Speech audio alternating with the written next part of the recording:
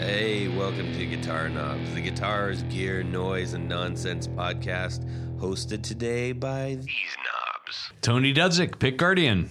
Jared Brandon Wound Pickups. Zach Oswald, Brandon Wound Pickups. Hey, it's me, Todd Novak. We are thrilled that you are listening right now. We are thrilled that we are here right now making things for you to listen to us. That's right.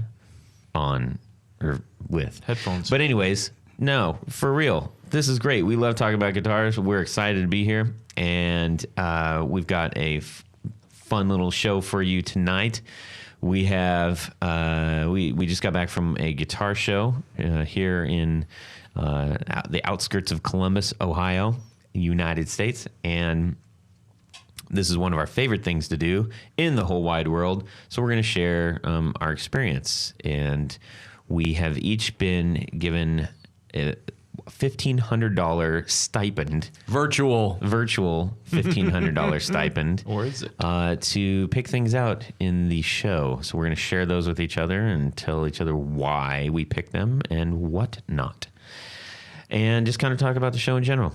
But first, hey, I just want to point out that we are being somewhat brought to you today by Rode Microphones.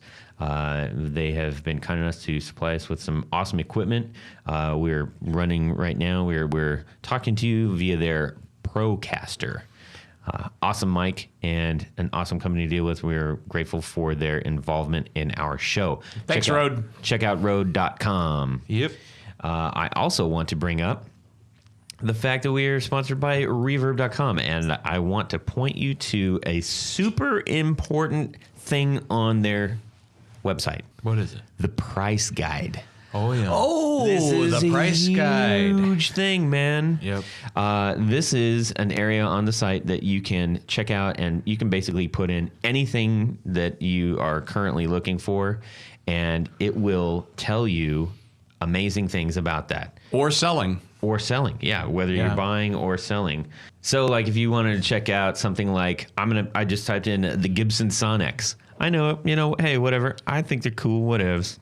But I just found out basically what they are all going for and the history of those sales, which is really helpful to know if you're about to negotiate a price with somebody, or if you need to determine how, should you even sell your gear? Is it worth it right now? Should you hang on to it? You can find out all those things. So check out reverb.com and hit up the price guide. That's it. Just go there and do it. Now? Easy. You will not now, especially if you're driving. Don't do that right now. But when you get home. Cool. There's a silver one with a black pickguard on it. They're really A big. Sonic? Should buy it. Sonics. I should. It's a good price. Did you see too. the one at the Dang. guitar show? I did. That was pretty nice, actually. I know. Anyways. All right. Let's get on with this, shall we? Yes. I don't know what that was for. What's going on in your week, music week, Jared? All right. So I have this 2013 Gibson Les Paul Standard. And it's a reissue, and it's a limited edition. And it came with the sideways vibrola thing.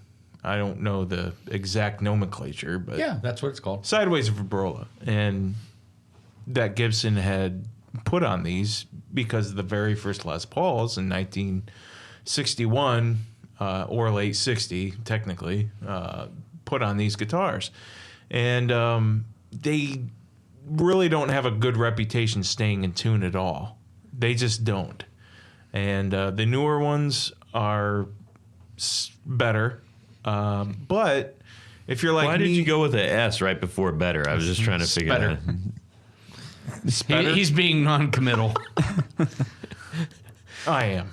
But anyway, so these are better than the older ones. However, I didn't necessarily buy it for the vibrato. I bought it for the looks. Well, are you using it like super heavy? No. No, you're real light touch. No. And what I don't like about the new ones is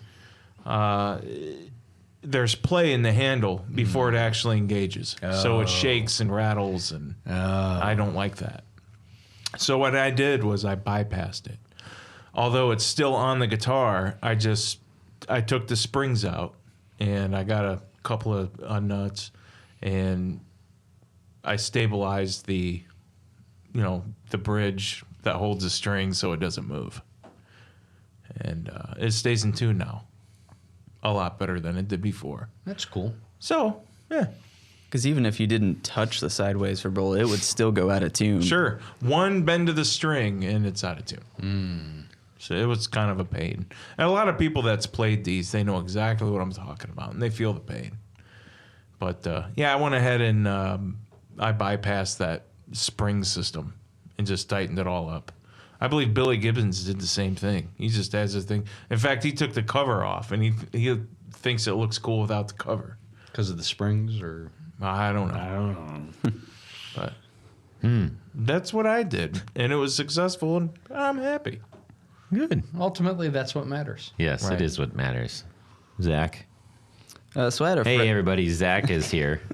Zach, Zach is a friend of some of our people in the show, and so we decided, hey, let's have him on. He was at the guitar show with us, and he's just very interested in guitars, and he's got quite a few, and he's a pretty good player. So, Oh, thanks for that. So I'm happy there's to be Zach. on here.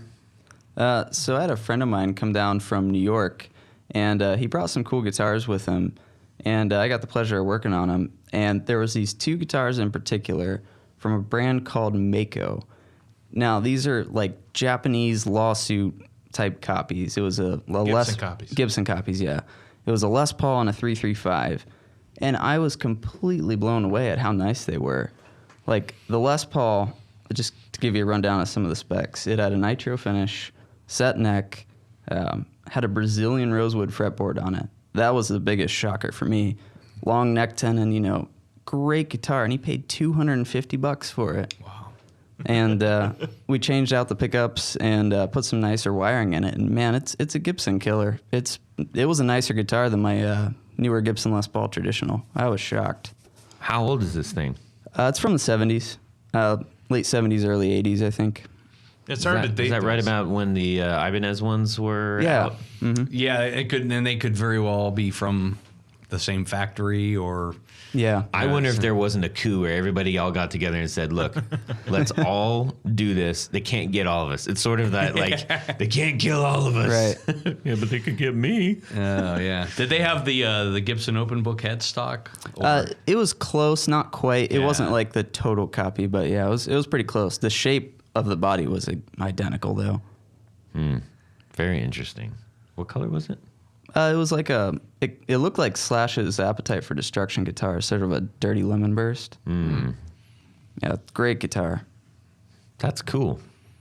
I like the antiqued white old Gibsons.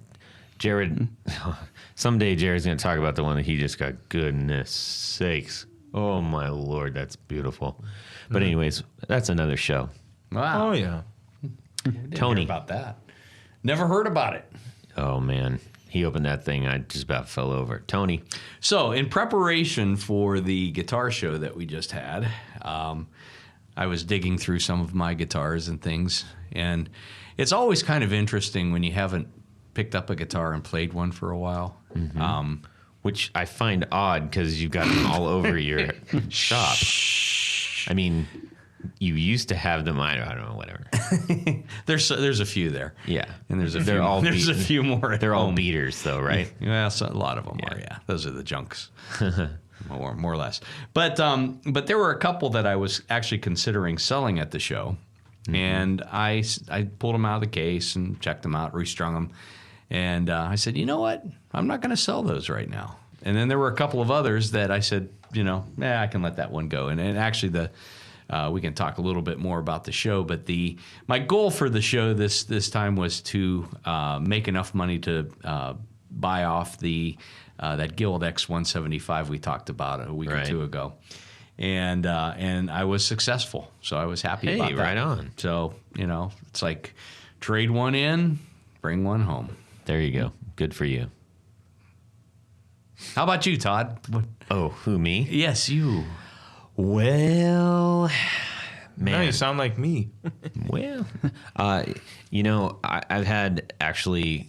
I've been trying to figure out like which thing to choose. I had to give the jazz Telecaster back to Tony.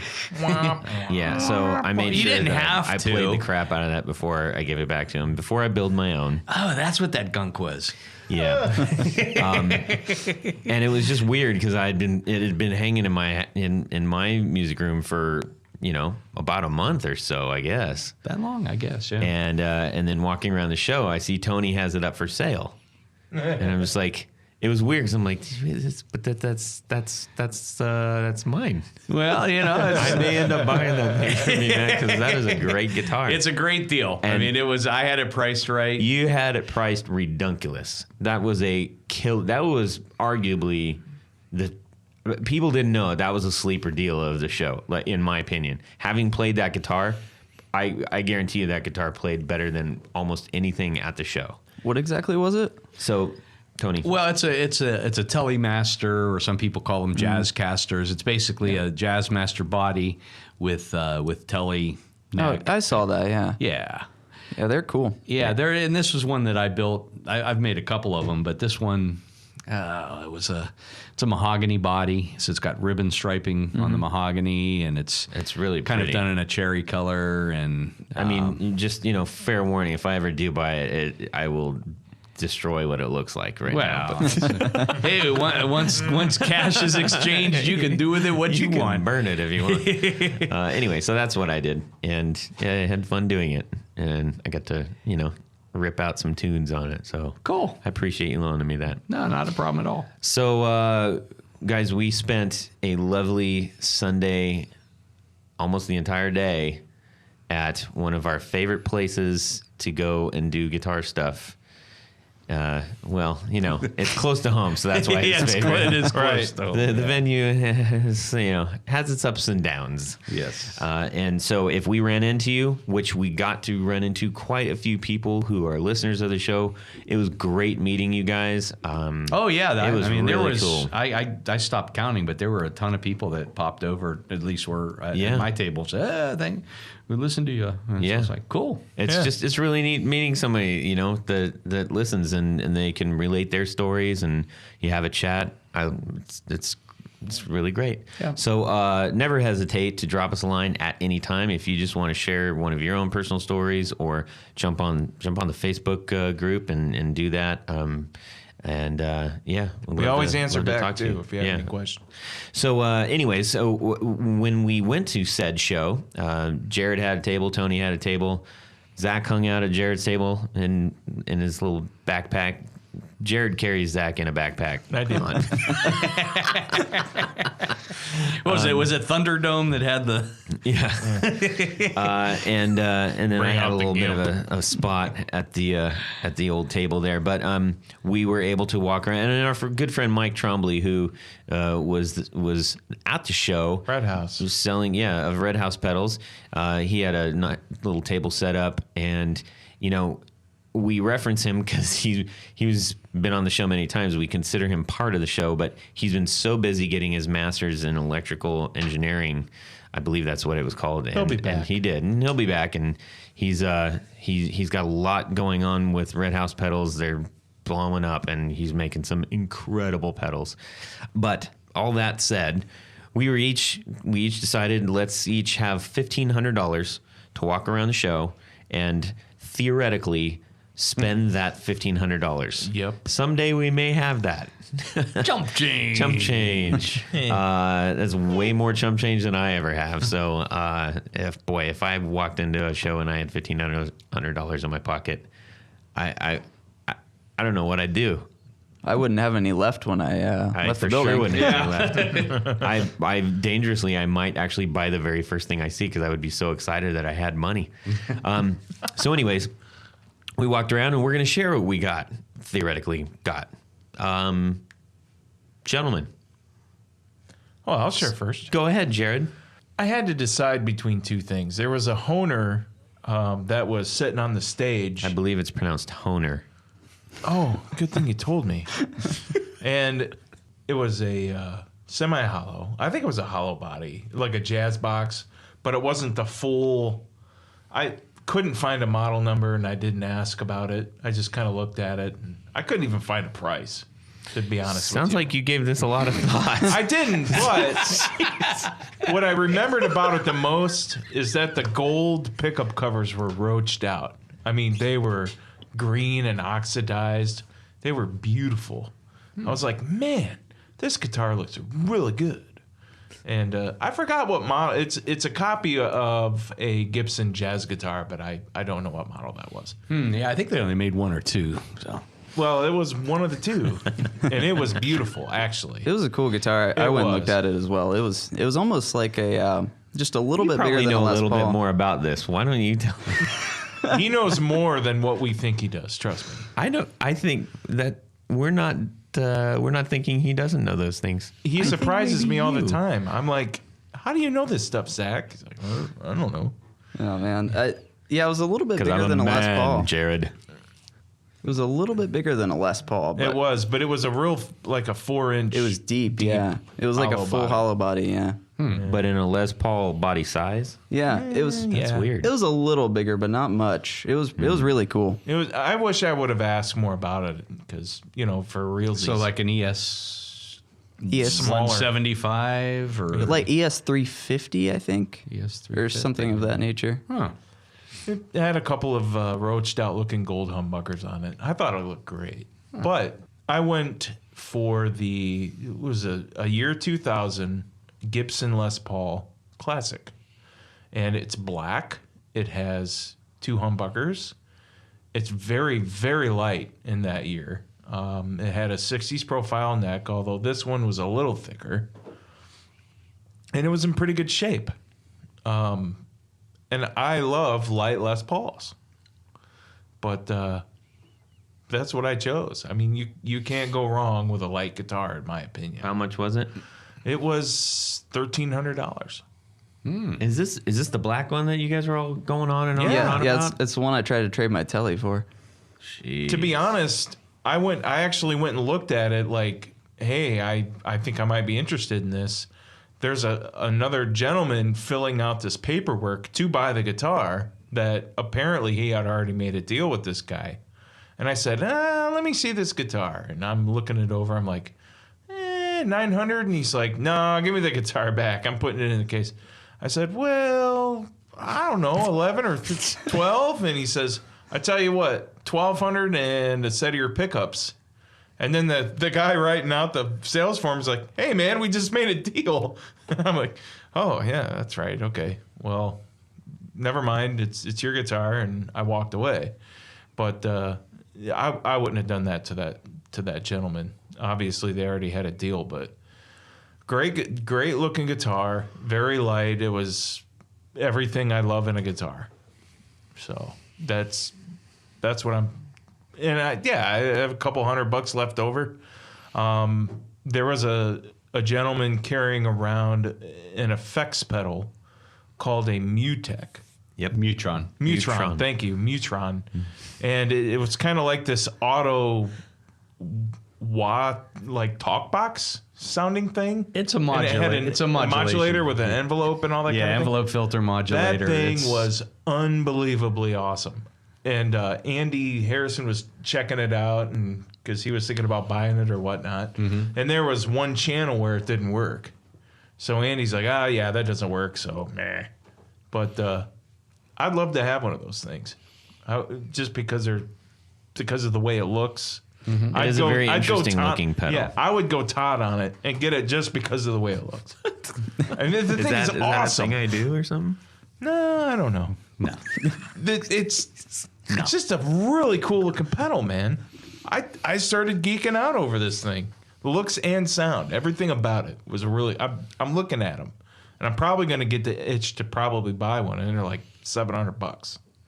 Really expensive. Yeah. You should hear one a little bit more first. I did at the maybe. show. I It was know. awesome. I'm saying maybe a little bit more than You're right. than that. You're right. Especially if you're going to spend $700 on it. I'm not really going to do that, honey. You might.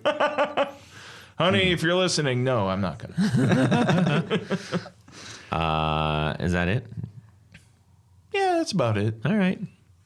There may have been a few other things that kind of caught my eye, but for the most part, that's my number one. We've got a little mini fridge in here that it sounds like we have a pond submarine. of frogs. Yeah, the frogs. Like, it's hungry. Dive. It's nice. It's very comforting. Yeah, it is. It's like a purring kitten. Yeah. Ambient sounds, you know. Yeah. All right, Tony. All right. So this was, I was amazed. This was the first thing that I really saw in my journey through the halls looking for something. And it just jumped out at me.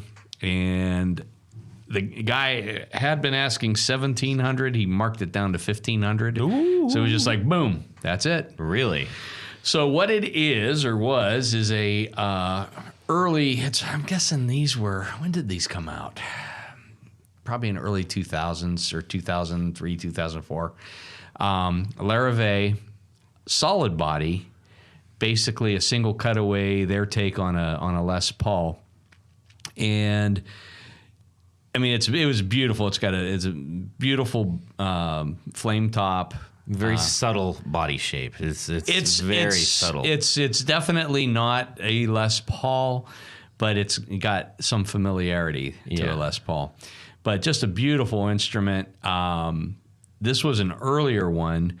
When you say earlier, what are you talking about? Well, when they first started making solid body instruments, when Larrivee, because they're known for their acoustics. Yeah, they're primarily an acoustic guitar company. Yeah. But they do some solid bodies, which this one was. But it's a total package for $1,500. I think it was one of the best deals there. It's got Lawler Imperial pickups in it. I think Tone Pro's probably locking hardware on it. Just a beautiful instrument, and I think it was definitely underpriced. The new, they're between $2,500 and $3,000. Oh wow! Yeah. John Parsons' workshop. That was what that body shape reminded me of. His work, almost like a cross between that and when I first saw it, I thought you were showing me a Nighthawk. Yeah, a little. I can see that. Yeah, Nighthawk has got a more severe body shape. It's real pointy. But but it's a little bit more slender than a Les Paul. But yeah, definitely so. But I mean, just still Helps with the weight. I liked it. Yeah, I didn't even know they made electrics. Like, say, I know their acoustics are pretty incredible. Yeah, that is cool looking. Yeah. So how much was that? He was asking $15 for it. Oh, you're right on the money. I mean, and if I was serious about it, I probably could have got it for a little bit less. I'm surprised you actually didn't buy it. Yeah. Well, you know me.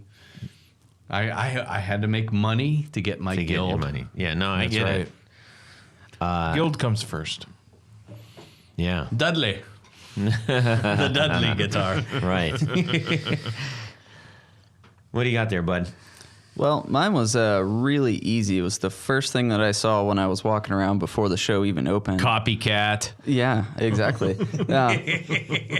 This I couldn't believe it was this cheap. If I had the money, I would have bought it. It was a 1962 Gibson Les Paul SG Junior, and it was a cherry, and it was $1,600 or best offer.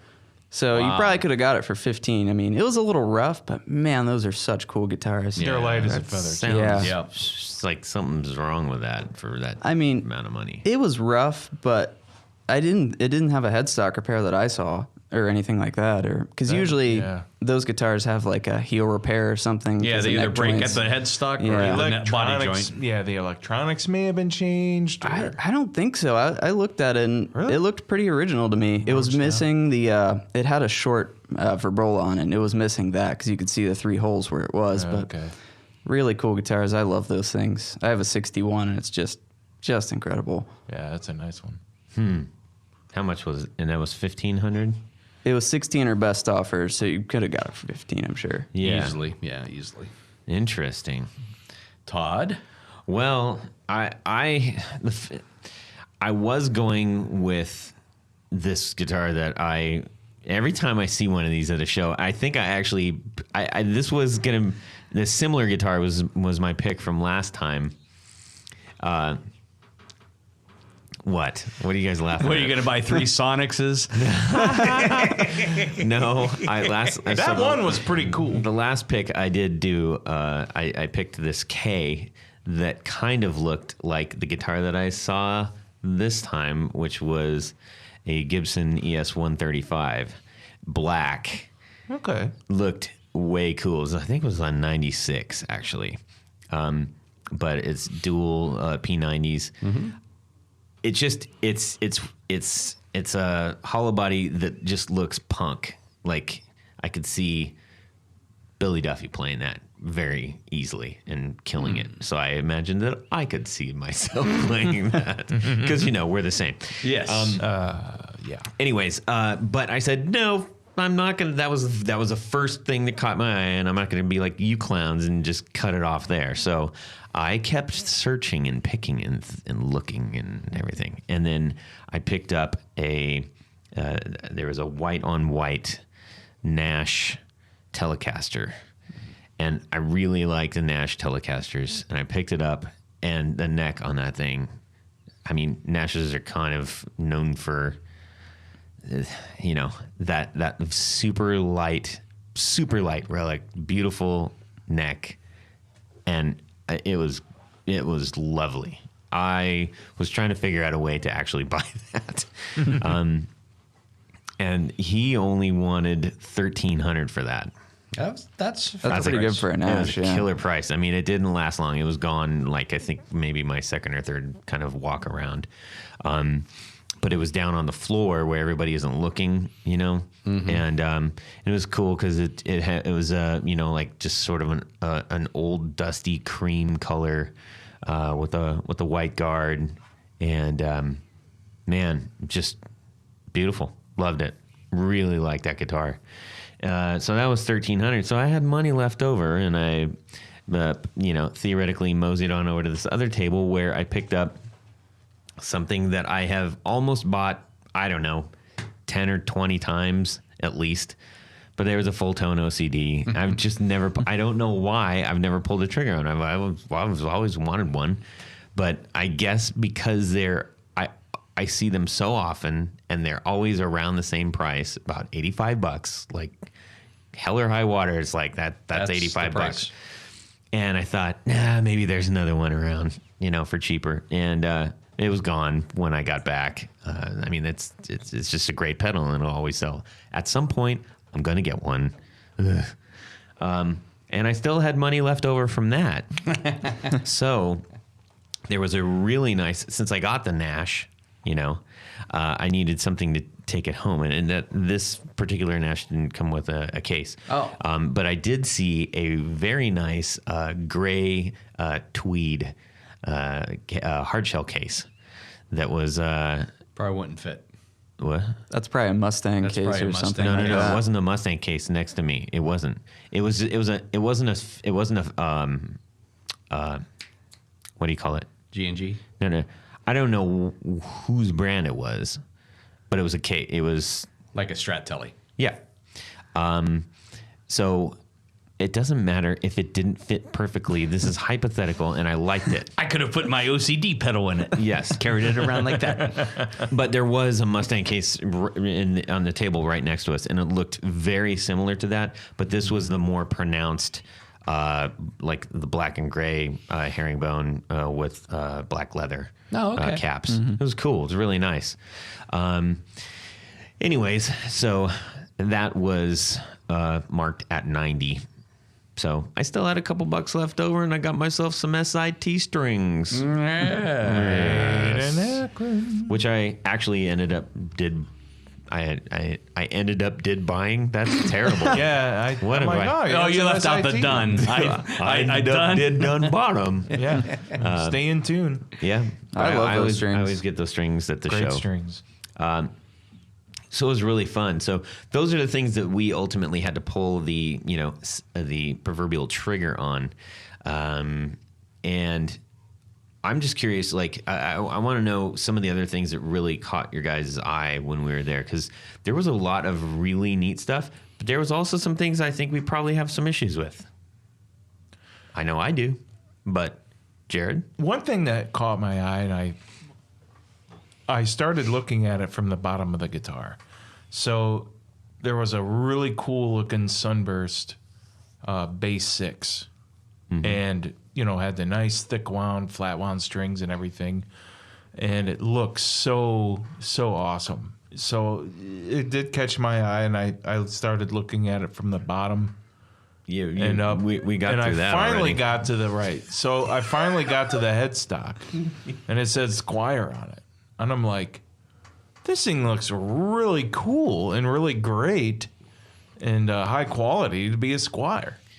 Yeah, but I couldn't believe it. That's a blanket statement. I mean, Squires, they're not. I mean, there's ranges of them. Like, they're not. The classic vibes are really nice for what you pay for them. Yeah, like the Squire Jazzmasters those are great. Yeah, I'm gonna guess that they really took their time on these. It was probably, I think it was a classic vibe or something. Did you see that too? I saw a bass 6. I didn't see if it was a Squire or not. They released an interesting thing about that release is Fender released was it the Pawn Shop series? Those weird guitars. Well, yeah, it was or Road Worn. Yeah, I think it was the Pawn Shop series. Well, they released a bass 6 that had a full, instead of a metal plate for the controls, the guard actually went down to that, and then they put some crazy pickup configuration. It was like a Jazzmaster in the bridge position that was a humbucker, and then 2 other pickups. The Squire version that was released about a year later actually had the proper metal control plate. It had the proper 4-switch switch plate on it, and it was actually closer to the original bass 6s. I mean, if you would have put a Fender logo on it instead of the Squire, I would have thought it was it was a Fender bass 6. It shouldn't matter. I mean, like, really cool. How much really would that matter to you? To me? Yeah. Well, as long as it felt right, it played right, and the electronics worked really well, and it sounded good, wouldn't mean anything. I mean, I have some made in Mexico guitars that I really enjoy. So I think those ones are great. I like Made the in neck. Mexico I ones. like the way they make the necks over there. I don't know. Yeah. Well, That's one thing that it really surprised me how good the thing. I didn't see this guitar there. I did. It was awesome. Was that the one over, like if you're sitting in our booth over to the right? Yes. Yeah, okay. Yep. I thought that was a Fender. I didn't No. even. No, Yeah, I that thought was Fender. it said Squire. I was like, what? Did they put a Squire neck on this thing? There was Because a bass it's 6 in really the other cool. room too. I thought. I didn't see that one. That was the first bass 6 I've ever seen at the show, period. Yeah, you And don't this- see them too often. 9 or Well, not original 10 years ones. I've been Original going. ones are really hard to find these days. Right. Interesting. So, what was something else that caught your eye, Tony?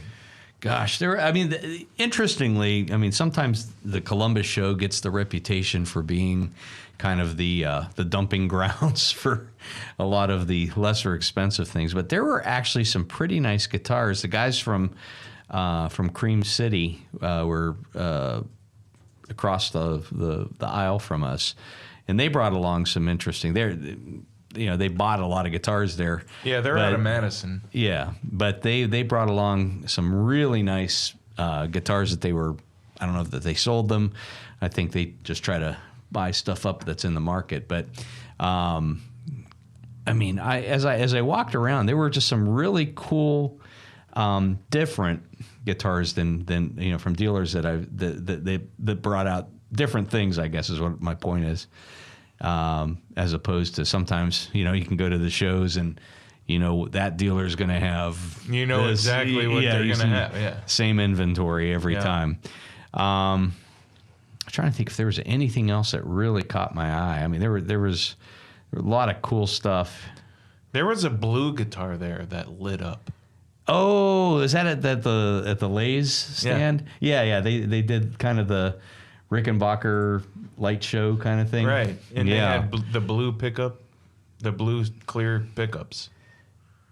That Did I they want. have? Oh, you did those? Yeah. Oh, that's cool. Yeah.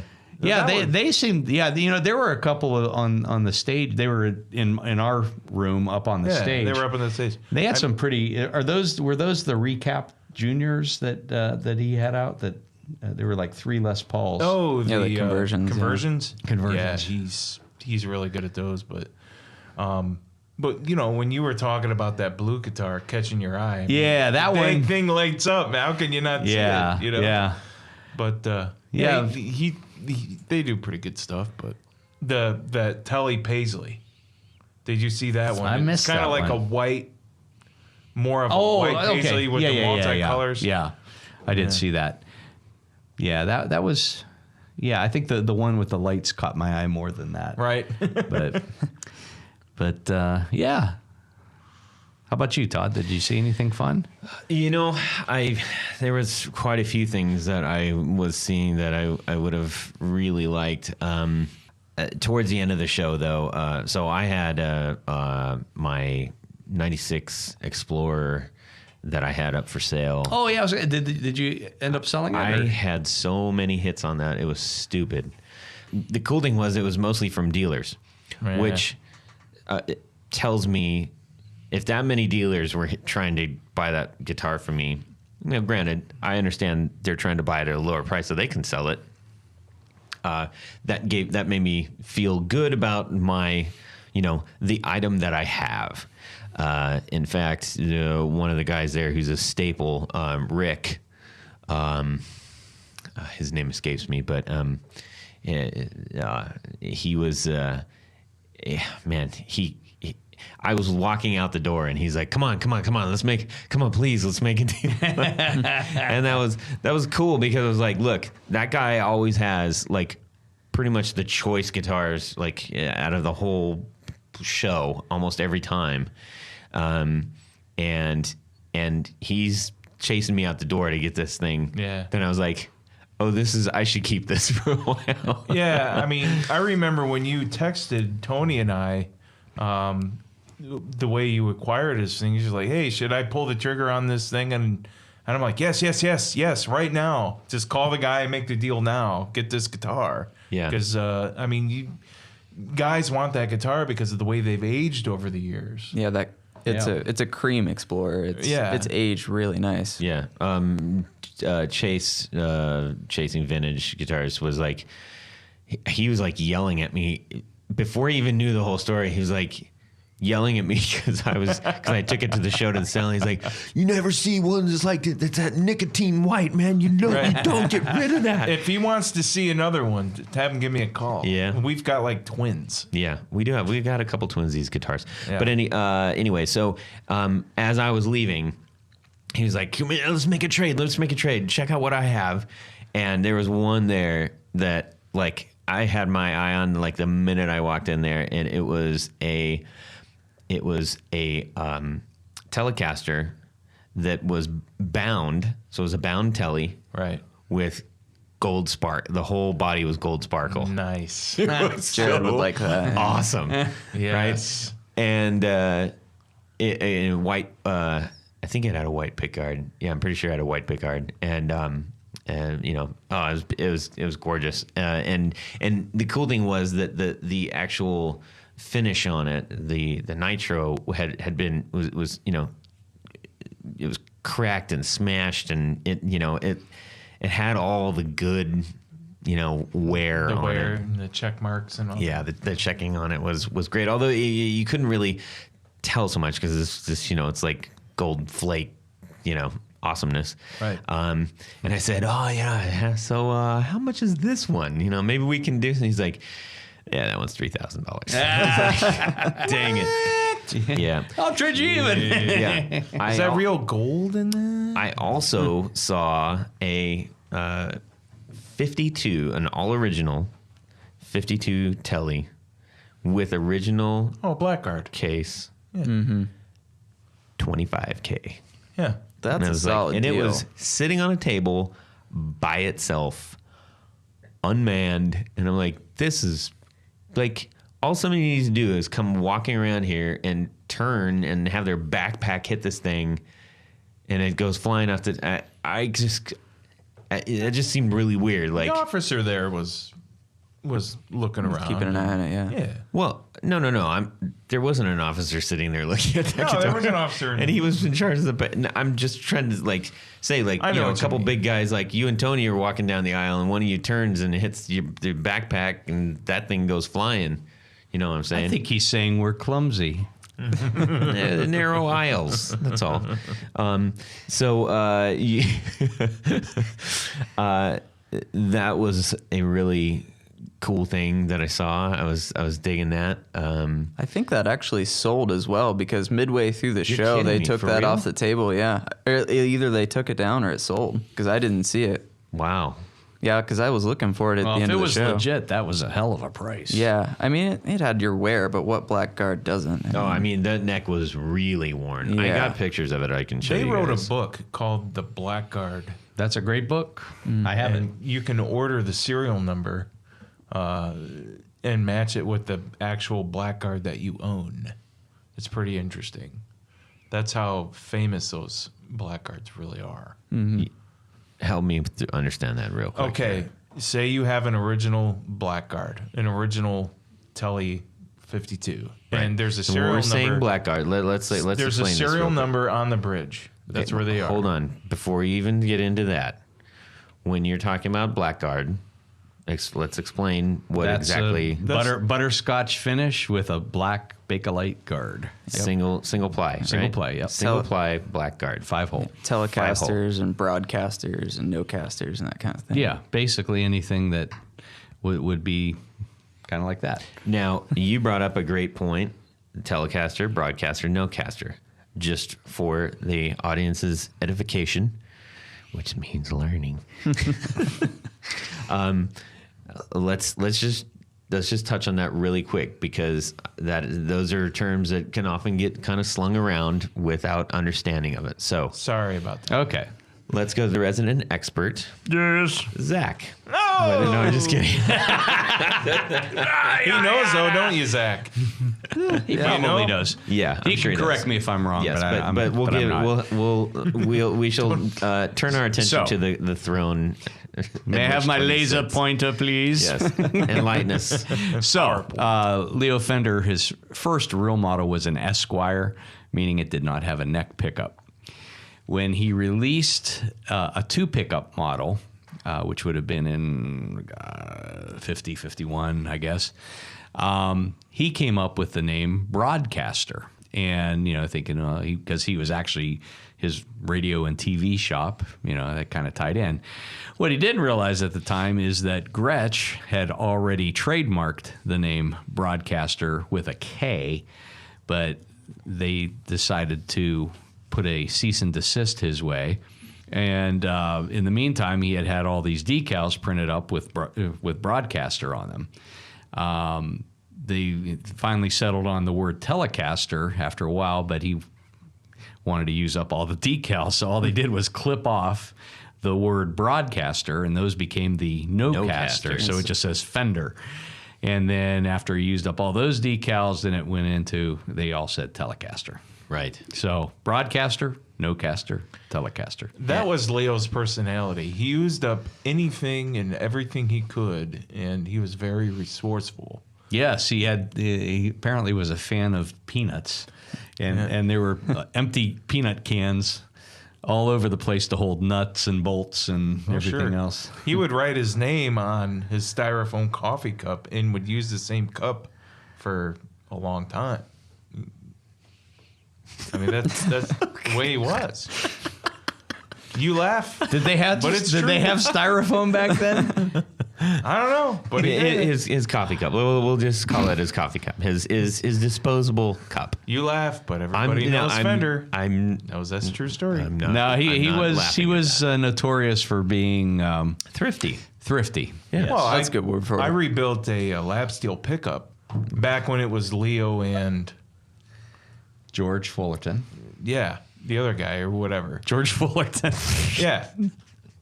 No, it was or the other guy. No, it was Leo Fender was partners with a guy, and that all they Kaufman? did was Doc Kaufman. Kaufman. okay, yeah, with Kaufman. But I had to rebuild this pickup, and I took it apart. He used magazine pages to insulate the contacts. It was I couldn't believe it. You should have saved those things, man. Well, I reused them because Oh, that's good. I totally. Well, yeah, it was a total restoration. I wanted to be as 100% as I could on the restoration. Yeah. So. It's a good thing you didn't use your wife's like Us magazine or Or something. girly magazines. Yeah. Nudie magazine Yeah. installation. All right. Okay, so that's good. So we kind of know the background That's on that. the abbreviated history Yeah. of the Telecaster. No, it's super good. Blackguard. I know that we've done that a couple times, but I think it's always interesting, and not everybody has heard that. So, and especially if we have new listeners, one of the things we like to do is Welcome you. And educate. and share the education. Share the education. There was another thing that really caught my eye. There was a young gentleman walking around with just holding his Telecaster, like just kind of almost like a walking stick. Right. It was really interesting. I was like, that's interesting. He was holding it by the headstock, just kind of like walking along. And he didn't show it. He came up to our table and he wasn't really showing it or anything. Like I said, it was just like this weird accessory that he had. and he kept talking to us about, Jared's pickups and blah, blah, blah, blah, blah. And Oh, gee, thanks. about pickups. And I said, what do you got there? And he says, oh yeah, this is just one that I made. And he pulled this up.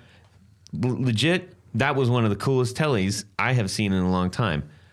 Little bit heavy on the neck relic, I'm just saying. Yeah, it was a little. It over almost the looked top. like worm-wooded, like sort of. Yeah. But that said, the body, I did really like it. It was cool. It was definitely cool. There was definitely some mojo in that thing, and it was light as a feather. Yeah, it weighed That nothing. gentleman, yeah, and I want to just thank you to that gentleman too, because he did order a set for me. So, thank you. What? Just letting you hang out in the breeze there for a little bit. Anyways, so What about Zach? what about Zach? What did he see? Well, we're gonna get there, man. Oh, you're not done yet? He saw that Blackguard. Jeez, oh man, 80 minutes into the podcast. It's a saw the round table. Blackguard. Yeah. Was that the one? I saw the Blackguard. And we you went down already the go? rabbit hole about Fender and all that. About the, Yeah, we're just round Well, table. no, that was All Todd's right. though. What Zach? I actually was going to talk about the Blackguard. But yeah, that dealer that you were talking about earlier, he also had a guitar that I really wanted. It was kind of boring, but it was a custom shop Strat. It was a Daphne Blue 62 reissue, rosewood board. Todd is in love. Oh yeah, I know he loves Strats over there. But yeah, it's just Daphne Blue, seafoam green I like Daphne the name Blue. Daphne Blue. I do like that. I mean, So did her sister. that's like the Duosonics are Daphne Blue, right?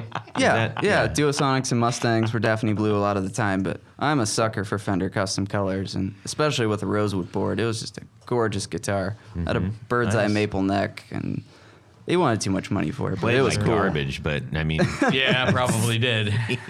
No. yes.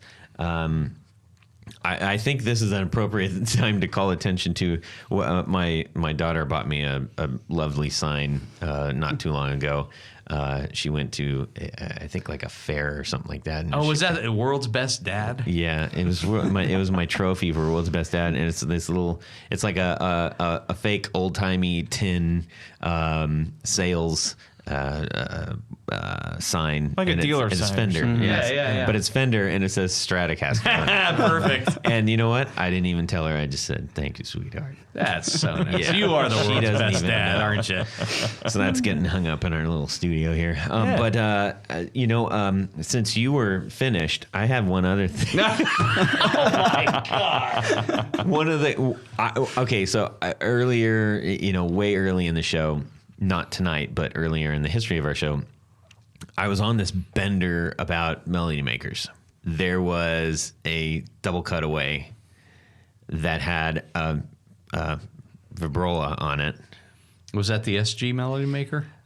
No, it wasn't the. There was a Pelham Blue one that was floating around. That I saw. no. This he was laying down. It was in your room in the middle aisle.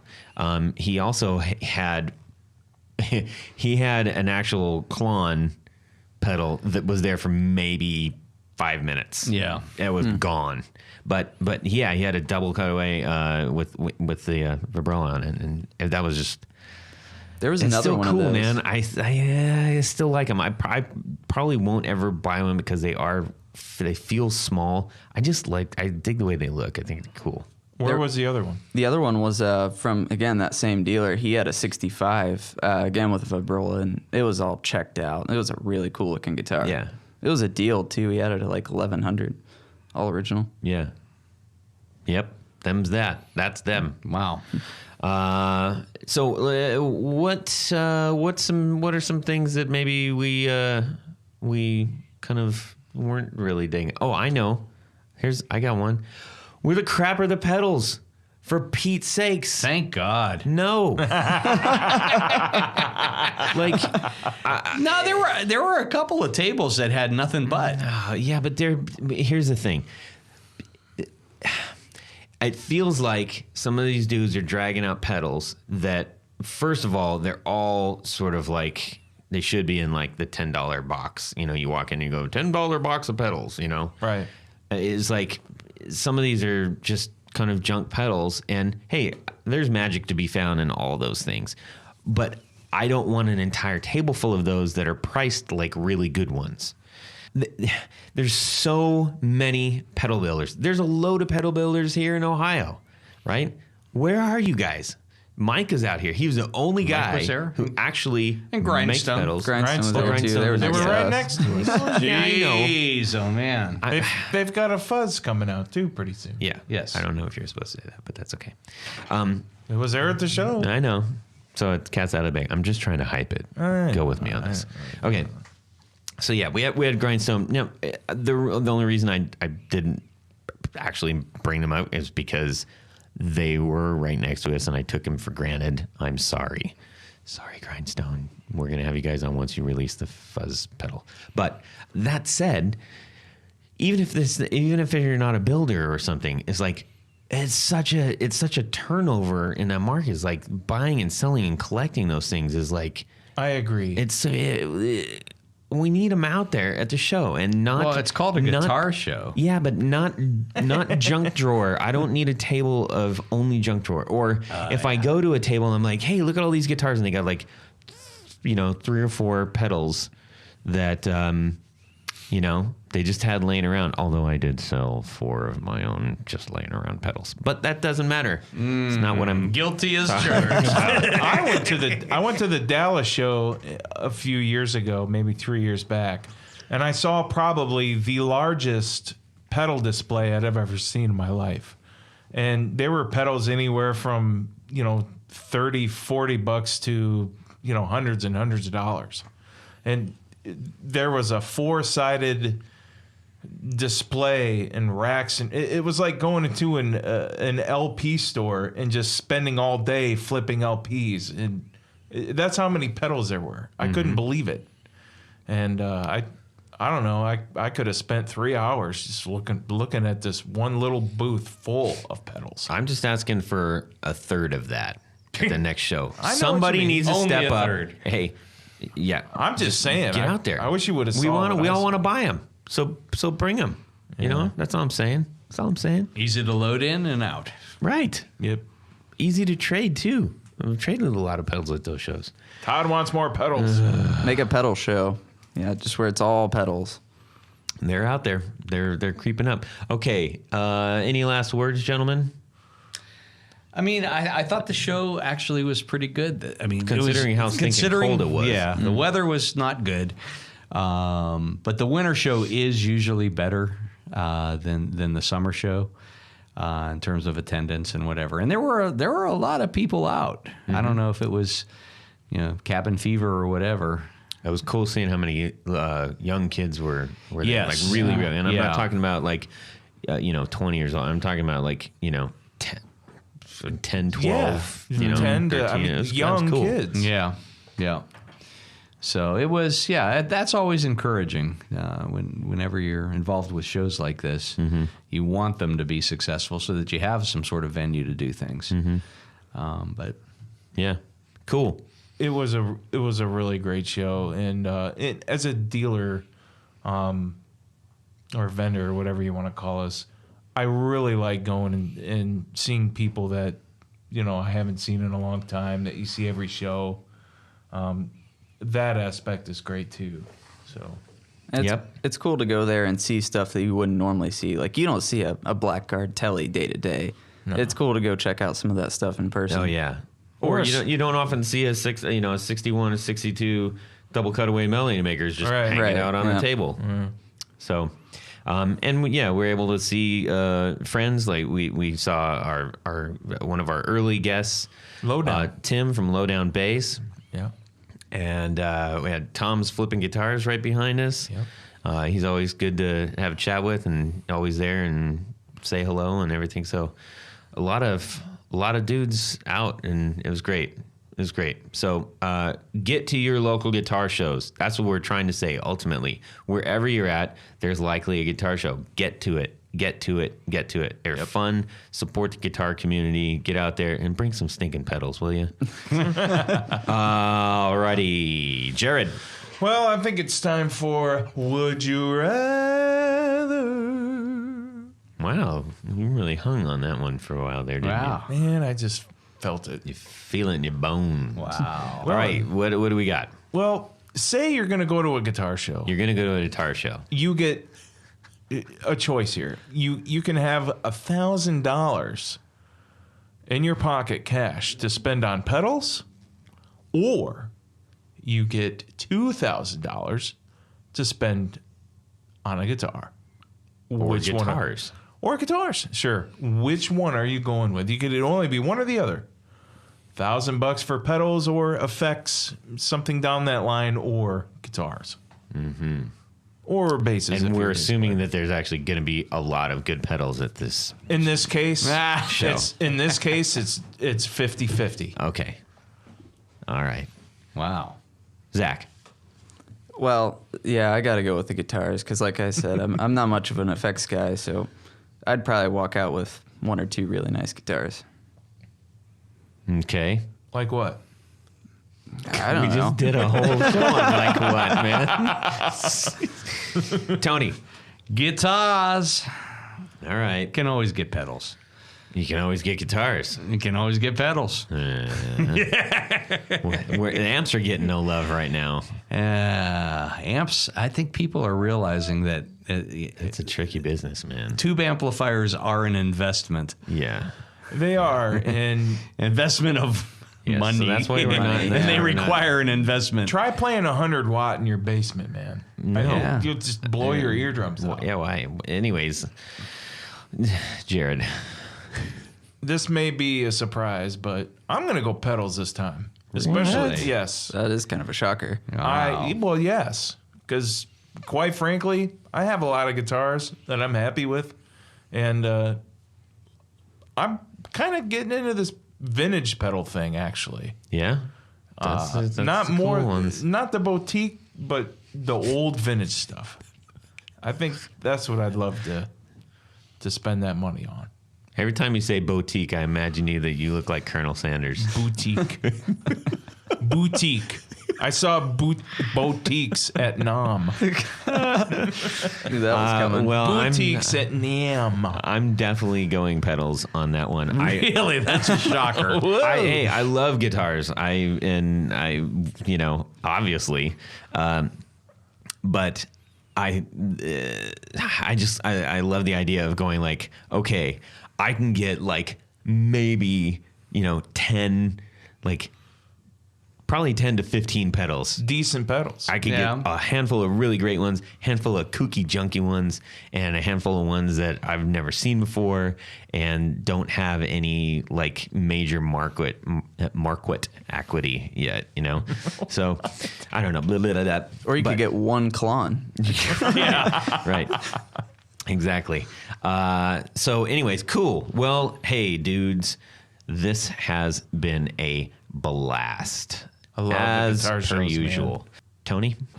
As we've often said many times, many times, it's always nice. Grab a pillow, everybody. It's always nice to have Okay. The reason that you got graduated to this section is so you can motor through it. Well, I need to get my thoughts together because Okay. it's kind of an emotional It's really thing a for me. list more than thoughts, but go for it. Really? Okay. All right. Well, if you want to rush me through, that's fine. I can do it. I can do it as fast or as slow as you want me to. I can extend. I can make my words longer.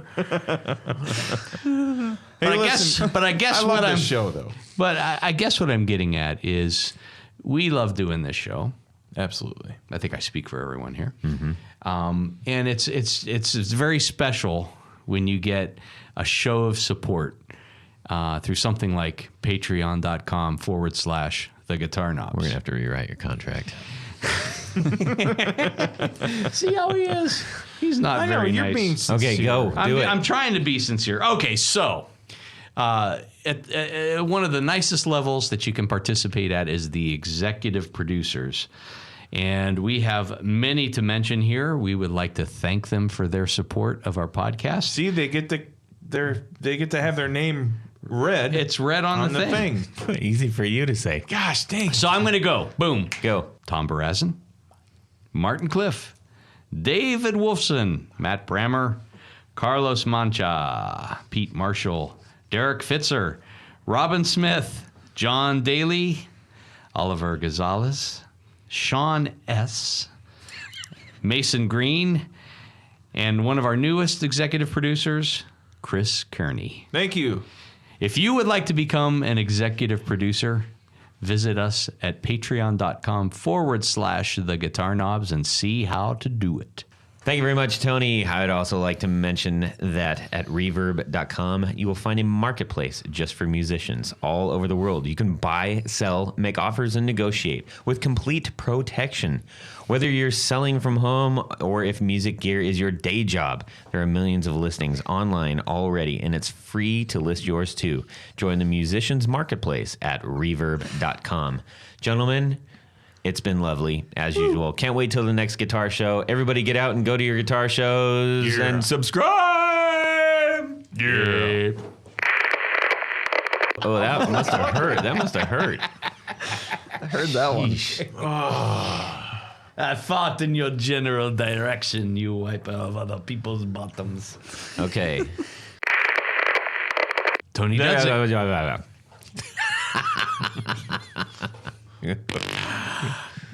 Well, that's it for these knobs.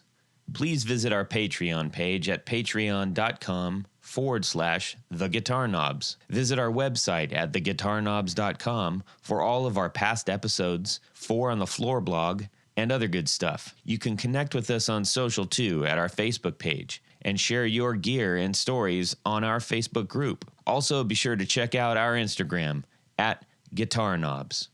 Catch you next time.